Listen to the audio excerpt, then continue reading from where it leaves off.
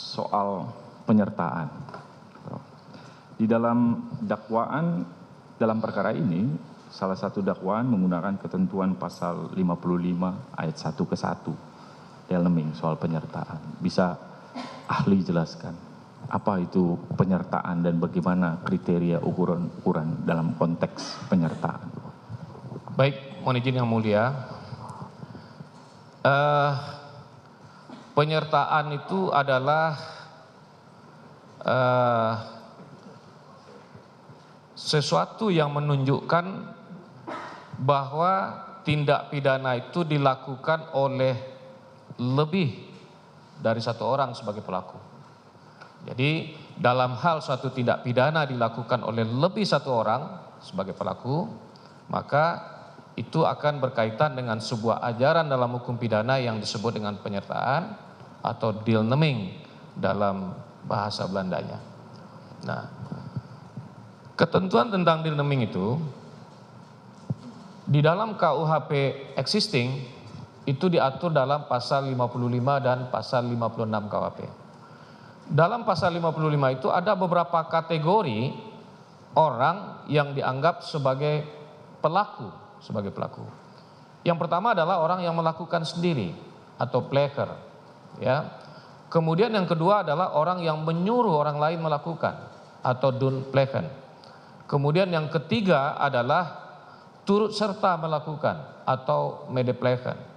Kemudian yang keempat adalah menggerakkan atau menganjurkan orang untuk melakukan kejahatan dengan cara-cara seperti yang disebutkan dalam pasal 55 itu, ya, yang dikenal dengan sebutan leadlocking. Kemudian yang terakhir adalah membantu melakukan atau medeplichten. Itu bentuk-bentuk dari penyertaan yang dikenal di dalam ajaran deelneming yang diimplementasikan dalam ketentuan pasal 55 dan 56 KUHP.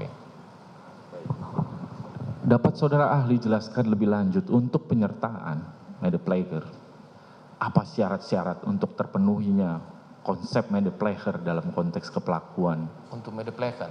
Khusus untuk medepleger. Baik. Medeplegen itu terjadi pada ketika ada beberapa orang secara bersama-sama melakukan suatu tindak pidana dan apa yang dia lakukan itu adalah merupakan hasil dari sebuah kesadaran bersama di antara mereka-mereka yang terlibat dalam peristiwa itu, yang dikenal dalam kepustakaan yang disebut dengan adanya meeting of mind itu. Jadi ada semacam kesadaran bahwa mereka saling bekerja sama. Nah, kemudian yang perlu diperhatikan dalam kaitannya dengan medeplegen itu adalah bahwa tidak mungkin semua pelaku peserta itu akan mewujudkan semua unsur delik. Bisa terjadi bahwa satu orang memenuhi sebagian unsur delik, sebagian orang lagi memenuhi sebagian unsur delik yang lain, ya. Nah, akan tetapi meskipun demikian, saya beri contoh misalnya si A dan si B. Si A itu adalah medeplegen bagi si B, sedangkan si B adalah medeplegen bagi si A.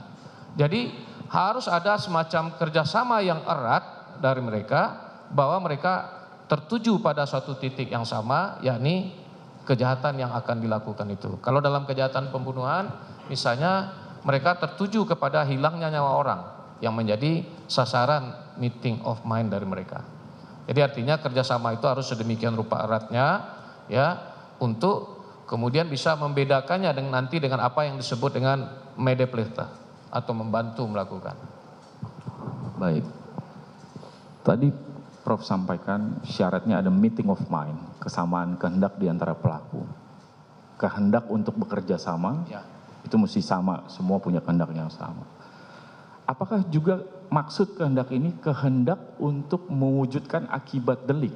Artinya semua pelaku peserta punya kesadaran dan keinginan kalau 340 untuk menghilangkan nyawa dari si korban. Itu harus ada atau bagaimana? Ya, betul. Jadi semuanya harus tertuju kepada kehendak yang sama. Ya, ini timbulnya akibat kalau dalam 340 dan 338 hilangnya nyawa orang yang mereka tuju. Jika di dalam fakta persidangan, Prof, jika dalam fakta persidangan ternyata dari pelaku peserta tidak bisa dibuktikan adanya kehendak untuk menimbulkan akibat terhadap delik di antara beberapa pelaku peserta, apa konsekuensinya? Kalau dia tidak memiliki kehendak yang sama untuk menimbulkan akibat dari suatu tindak pidana, tentu dia tidak bisa dikategorikan sebagai medepleken. Dia tidak bisa dikatakan sebagai telah turut serta melakukan tindak pidana tersebut. Demikian. Baik. Masih berkaitan dengan peserta-peserta dalam bersama-sama media player ini, Prof. Apakah tindakan yang dilakukan oleh para pelaku mensyaratkan satu perbuatan yang aktif, yang memang gerakan secara nyata untuk memenuhi kehendak tersebut, atau dimungkinkan juga yang sifatnya adalah pembiaran atau sifatnya pasif? Mohon penjelasan dari A. Dalam berbagai literatur yang saya baca, ya, di situ dijelaskan bahwa kerjasama itu harus ditunjukkan dengan adanya kerjasama fisik secara aktif. Berarti, dalam arti kata, masing-masing pihak itu harus berperan secara aktif untuk bisa disebut sebagai turut serta.